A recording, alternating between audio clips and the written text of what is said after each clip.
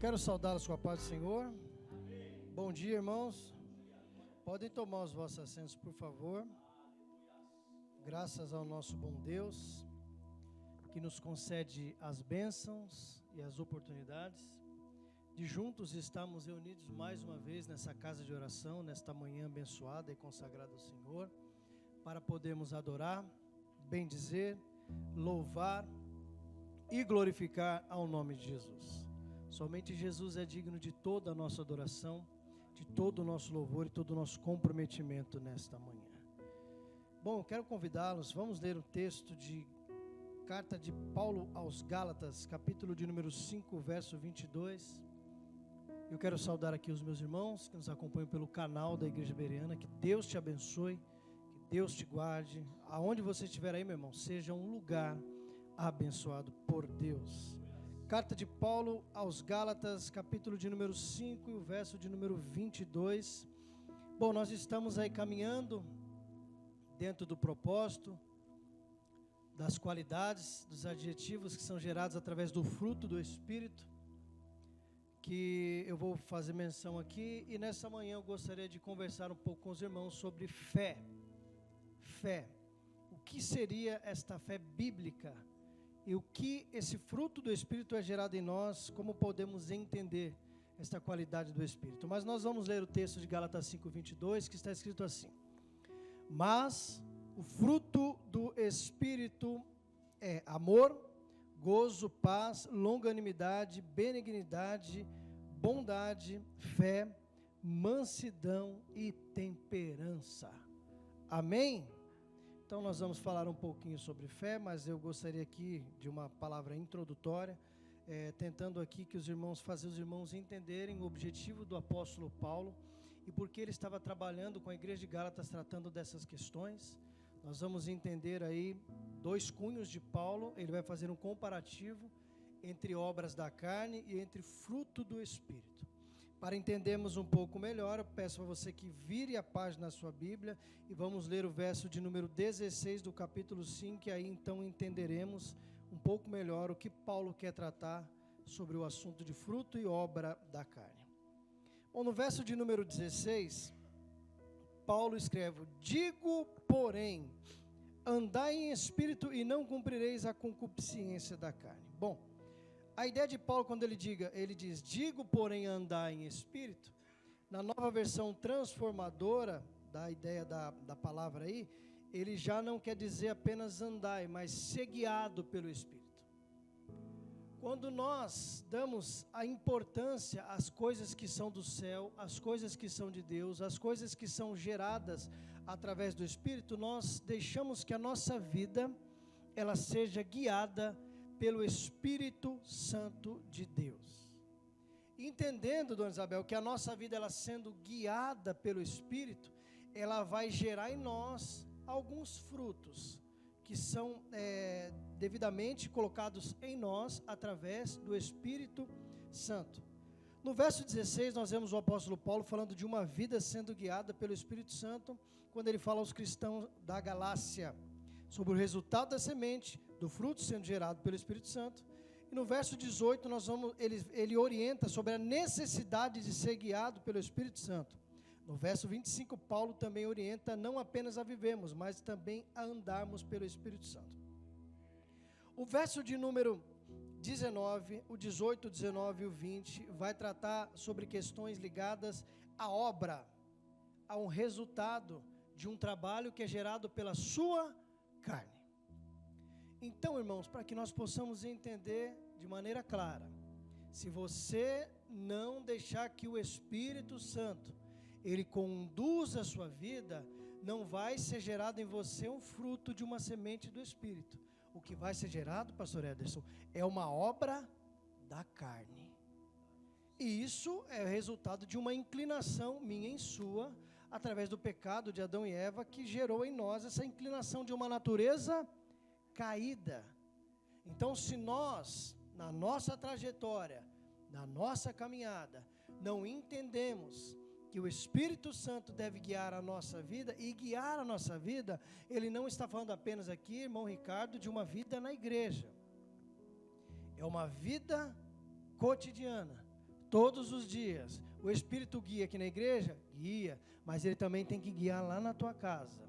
Ele também tem que guiar lá no teu trabalho. Ele também tem que guiar nos grupos de conversa, os lugares onde você se relaciona, para que Ele possa colocar em você e essa semente venha germinar e frutificar uma qualidade que é do Espírito Santo. Amém? O fruto, ele é resultado da semente. E a obra, ela é resultado do trabalho. E nós que estamos aqui na Igreja Bereana, e você que nos acompanha pelo canal, você deve se perguntar, se estamos gerando os frutos do Espírito Santo, ou se estamos apenas trabalhando atordoadamente, de maneira desordenada e produzindo obras da carne. Você tem que se perguntar. Aqui existem algumas qualidades sobre o que é o fruto gerado pelo Espírito. Na tua vida, você tem gerado amor? Na tua trajetória, você tem gerado alegria? Tem frutificado se você, paz, longanimidade, benignidade, bondade, mansidão, temperança, são assuntos e questões, pastor Gilmar, que nós devemos nos perguntar. Porque a última coisa que nós devemos ser é religiosos. Nós devemos deixar que o Espírito Santo gere em nós o fruto que é dele. Amém? Não basta apenas frequentarmos a igreja ou ter algum cargo eclesiástico. Todo cristão deve produzir em sua caminhada o fruto do Espírito Santo. Devemos ter uma vida guiada pelo Espírito Santo e certamente colheremos seus frutos em nossa trajetória. Amém? E eu quero falar nessa manhã um pouco sobre fé, como já ressaltei aqui, irmãos. E essa semana que passou aí, a Reforma Protestante fez 505 anos, quando no dia 31 de outubro de 1517, Martinho Lutero, ele coloca as suas 95 teses na Catedral de Wittenberg, na Alemanha, tratando sobre a inconformidade dele com o sistema religioso. E por que eu estou falando sobre isso? É porque nas 5 solas, ou 5 somente, ele ressalta que é somente a fé. Somente a fé, somente a graça, somente a Escritura, somente Cristo e somente a glória a Deus, somente Deus a glória. E Martinho Lutero, ele deixa claro que somente a fé. E o que é a fé bíblica para mim e para você? Como que nós devemos de entender e compreender o que é a fé bíblica? Porque hoje, irmãos, queridos e amados, se você que nos acompanha, hoje nós temos uma fé mística. E a fé mística, ela não tem nada a ver com a fé bíblica. E eu vou deixar para você de maneira bem clara, para você entender o que é a fé mística que eu estou querendo dizer. Porque quando nós trabalhamos sobre fé e entendemos sobre a fé, à luz dos textos bíblicos, à luz dos personagens, fica bem claro que a fé que esses homens têm, ela é traduzida pela palavra confiança. Confiança. E o que seria isso? Por exemplo, o que é uma fé mística? É atribuir a tua fé, é atribuir a tua lealdade, é atribuir a tua confiança em algo visível, em algo palpável. Por exemplo, hoje se nós ouvirmos algumas mensagens no rádio, você vai ver lá alguém dizendo, coloque um copo de água do lado do rádio. E através desse copo de água, e através da sua fé, você vai ser curado, você vai ser renovado, você vai ser restaurado. Isso é uma fé mística. É atribuir a tua cura a um copo de água. É você ver alguma igreja, alguma denominação que te dá um lenço ou coisas do tipo. E você coloca a sua fé naquele lenço, naquele cajado, ou questões do tipo, e você vai acreditar que através aquele propósito, através daquele cajado, através daquele lenço, a sua vida vai ser transformada, você vai, através da fé nele, vai mudar as coisas. Então você não tem confiança em Deus. Então a tua confiança está no lenço, a tua confiança está no cajado. Isso é uma fé mística, que não tem nada a ver com a fé que ela é direcionada através da palavra. Quando o escritor aos Hebreus, ele diz em Hebreus capítulo de número 11 lá, o verso 1 ele diz: a fé é o firme fundamento daquilo que não se vê e a plena convicção daquilo que se espera. Então a fé eu não vejo, a fé eu apenas creio. Os irmãos estão entendendo? Então a fé não é algo visível, não dá para me apegar na fé. A fé está relacionada ao crer que Deus está no controle de tudo, crer que Deus não perdeu o controle da humanidade, é crer que Deus está nos sustentando, é acreditar que mesmo não vendo, tem alguém que está trabalhando através de mim, em você. Oh, glória a Deus. Hebreus 11:6 há um texto clássico muito interessante, a parte A do verso que diz que sem a fé é impossível agradar a Deus. E a palavra fé no Novo Testamento, Igor, ela é traduzida a palavra grega pistis, que ela nos dá a ideia de confiança. O que o escritor aos Hebreus está dizendo? Que sem você confiar em Deus, será impossível de você o agradá-lo. Sem confiança em Deus, é impossível de nós agradarmos a Ele. Tiago 2:26 também diz que as obras, elas acompanham a fé. Porque a ideia de Tiago é o seguinte, é que a fé, sem a obra, ela é morta. Porque a obra anda em conjunto com a fé. Eu vou dizer aqui na prática para você entender. Quem tem fé que Deus pode gerar uma cesta básica na vida de uma pessoa?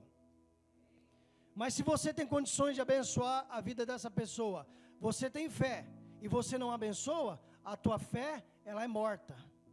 Porque a fé sem obras, ela é morta. Então a fé ela anda em conjunto com a obra. Eu creio que Deus pode abençoar a igreja Berena para construir a escolinha das crianças. Mas eu tenho no meu bolso recurso para ajudar e não ajudo. Então a minha fé, sem atitude, não vale de nada.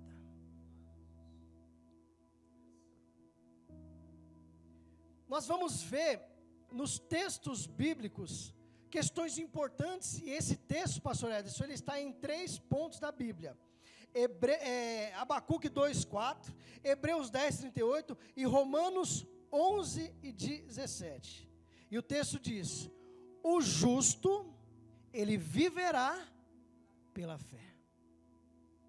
O que significa isso? O justo aqui é o praticante da justiça.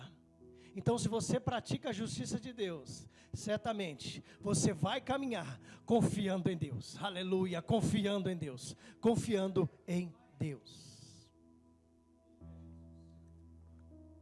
A fé na Bíblia, ela pode ser traduzida para nós em 3 palavras: confiança, fidelidade. Em algum texto, em alguma Bíblia de vocês, a palavra fé pode estar fidelidade. Eu não sei se vocês têm alguma Bíblia que está escrito fidelidade. Tem, nenê?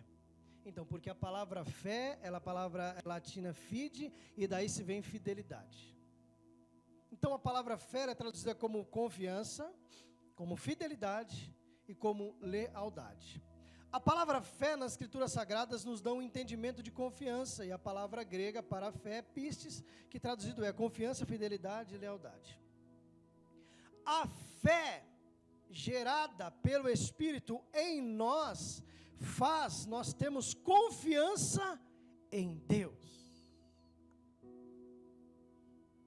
O estado que nós estamos vivendo é um estado de confronto e de problemas. Sim ou não? Mas a nossa confiança não está no estado. A nossa confiança não está no presidente A ou presidente B. A nossa confiança está em Jesus Cristo, o nosso Senhor. Salmo de número 20, verso 7. Uns confiam em carros, outros em cavalos. Nós, porém, faremos menção do Senhor dos Exércitos. Uns encurvam-se e caem, porque a confiança está em carro e em cavalo. Mas nós que temos a nossa fé, a nossa confiança em Deus, caminhamos, andamos e ficamos e permanecemos de pé. Queridos, e para você entender sobre fé, e uma fé gerada pelo Espírito, ela vai gerar em mim e você confiança. Eu vou fazer algumas ilustrações aqui acerca da confiança para que a gente venha sair daqui orientado e alimentado acerca do que é a fé bíblica. Há um texto em Gênesis capítulo de número 22. Quem já leu esse texto? Quando Deus chama Abraão e pede o seu filho, seu único filho, Isaque. Deus fala com Abraão em Gênesis 22 e pede o seu filho Isaque. Veja bem, Deus, no capítulo 12 do Gênesis, ele convoca Abraão, estando na Mesopotâmia, chama Abraão e fala: sai da tua terra, do meio da tua parentela, e vai para uma terra que eu te mostrarei. E quando Deus finaliza, pastor Edson, ele diz: e farei de ti uma grande nação. Aí Deus, irmão Moacir, pede para Abraão o filho da velhice, o sorriso, porque Isaque quer dizer sorriso, porque Deus colocou um sorriso nos lábios de Abraão. Então ele diz: eu quero a tua descendência, eu quero o teu filho, e você vai oferecer ele em holocausto para mim. E Deus dá orientações para Abraão: pega o teu filho Isaque, caminha até as terras de Moriá, e lá eu te mostrarei o lugar exato do sacrifício. Abraão não pensa, Abraão não titubeia, Abraão não para refletir, pastor, nem para raciocinar. Abraão simplesmente pega o Isaque, pega os servos e caminha no direcionamento do que Deus havia falado para ele. Abraão reúne os seus jumentos, Abraão reúne os seus moços e caminha durante 3 dias. Gênesis 22, no verso 5, nós vemos, a Bíblia ressalta a confiança de Abraão em Deus.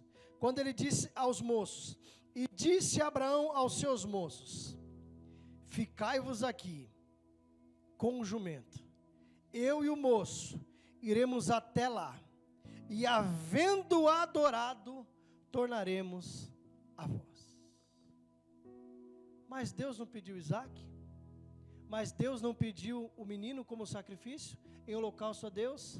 E o Abraão ouviu fé, Deus dizendo para ele: pega o teu filho e leva. Aí a orientação de Deus aos moços é: fiquem aí, eu vou até lá com o menino, nós vamos adorar lá em cima, e havendo adorado, nós vamos descer. A fé de Abraão era a fé sobrenatural, que mesmo Deus pedindo seu filho para ele, a resposta dele para os moços é: eu vou oferecer meu filho, mas eu tenho fé suficiente, que Deus pode gerar um milagre, e nós vamos tornar a vós mais uma vez. Oh, glória a Deus. Isaque está subindo a montanha de Moriá com o seu pai. E quando ele está subindo, o Isaque, ele entendia de sacrifício. O Isaque, ele entendia de holocaustos. Ele faz uma pergunta para o Abraão. A pergunta dele: pai, aqui está a lenha, o cutelo, mas aonde está o cordeiro para o holocausto? Abraão, de novo, pastor Gilmar, ressalta sua confiança em Deus, quando ele diz: Deus proverá para si mesmo o cordeiro para o holocausto. Quando Abraão amarra o Isaque e vai imolar o Isaque, o anjo do Senhor brada dizendo: Abraão, não mates o moço, porque agora bem sei que tu temes ao Senhor. Quando o anjo fala com Abraão, ele olha, aí a visão espiritual abre, e aí ele vê o cordeiro enroscado nos galhos, ou seja, o próprio cordeiro para o sacrifício. A confiança do Abraão estava em Deus, e a tua confiança nessa manhã, ela deve estar em Deus. A minha confiança deve estar em Deus. A confiança é saber que a porta pode estar fechada, mas Deus é poderoso para abrir ela. Você pode estar enfermo, mas Deus é poderoso para curar essa enfermidade. Você pode estar desanimado, mas você confia que Deus, Ele pode te animar, pode te renovar, pode te levantar, pode te restaurar, porque a tua confiança está em Deus. Aplauda o Senhor Jesus, glorifique, exalte ao nome dEle. Oh, glória a Deus. A confiança de Abraão estava em Deus, a fé dele estava em Deus. Um outro texto interessante, falando sobre confiança e sobre fé, é Números 13, onde Deus, através de Moisés, convoca 12 espias, e manda que eles vão até as terras prometidas, para que pudessem observar a terra que Deus havia prometido por herança ao seu povo. Deus envia homens para espiar a terra prometida. No entanto, 10 deles voltaram com notícias ruins, negativas e desanimadas ao povo. Irmãos, uma das coisas que nós precisamos de entender é que se Deus fez uma promessa, pastor, Ele há de cumprir com a promessa. Só que a promessa de Deus não é no meu tempo, e também a promessa de Deus também não é no seu tempo. Deus havia prometido a terra de Canaã como herança para o seu povo. E quando Moisés chega até as terras, o que acontece? Ele envia os espias, ele pega um homem de cada tribo e manda com que eles vão. Só que havia 12 espias, e 10 dos 12 espias não confiaram que Deus iria cumprir com aquilo que ele havia falado. Por quê? Porque são homens negativos. Olha só o que eles relatam no verso 28 de Números 13. Eles relatam as qualidades do povo que habitavam na terra. Deus prometeu a terra, aí eles falaram, não, o povo lá é muito forte. Deus prometeu a terra, não, lá o povo é poderoso. Deus prometeu a terra, não, lá só tem gigante. Ou seja, o que Deus prometeu, Ele não vai cumprir. Só que havia entre os 12 espias 2 homens, Josué, que era coronel do exército, era um homem de patentes dentro do exército de Israel, era um general ali, que era direcionado por Moisés. Ele e Caleb, esses 2 homens, eles tiveram uma visão diferente daqueles 10. No verso número 30 diz assim: então Caleb fez calar o povo perante a Moisés e disse: subamos animosamente e possuamo-lo a terra em herança, porque certamente prevaleceremos contra ela. O que o Josué e o Caleb estão dizendo? Eles podem ser grandes, mas quem está com a gente é maior do que eles. Quem está conosco é mais poderoso do que eles. E o que ele está dizendo? Se anima, povo, porque Deus já decretou a vitória. Deus já decretou que nós vamos possuir, nós vamos conseguir. Então se anime nessa manhã, porque o que Deus prometeu para você, Ele é fiel para cumprir na minha vida e também na tua vida. Irmãos, se nós formos ver, a realidade que nós estamos vivendo é desanimadora. E assim, eu preciso ser objetivo e direto com os irmãos. O que a Bíblia diz é que não vai melhorar não, tá bom? É que vai piorar, tá certo? Não tem melhora para nós nesse mundo. Nós já sabemos o final desse mundo através da palavra. Por isso que devemos ficar em oração para que nós mantenhamos em paz.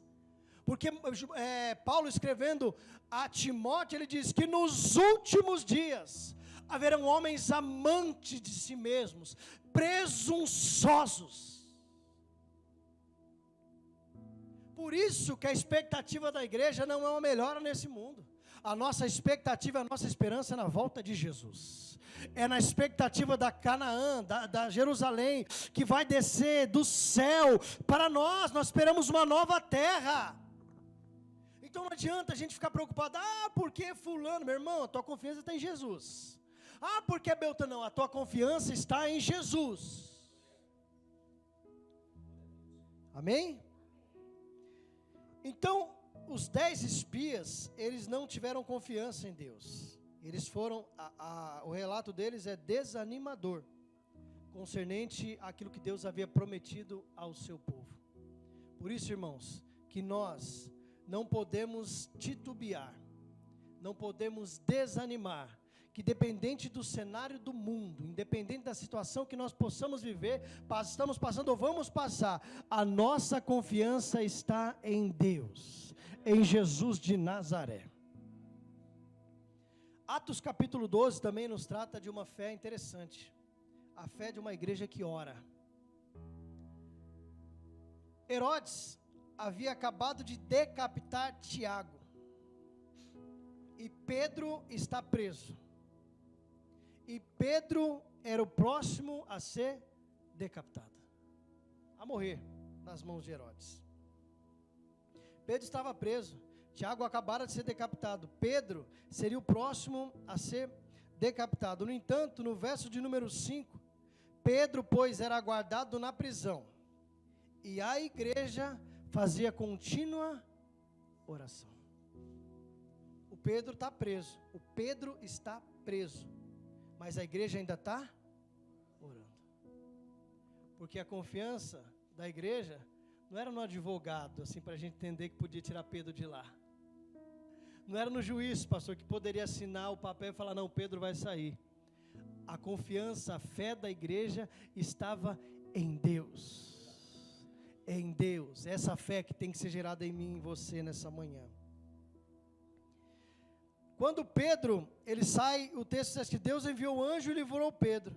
No verso de número 11 do capítulo 12, está escrito, Pedro, tornando a si, disse, agora sei, verdadeiramente, que o Senhor enviou o seu anjo e me livrou das mãos de Herodes e de tudo o que o povo dos judeus esperavam. Ou seja, quando Pedro acabou de sair, ele disse, verdadeiramente. Somente a confiança em Deus poderia gerar isso na minha vida.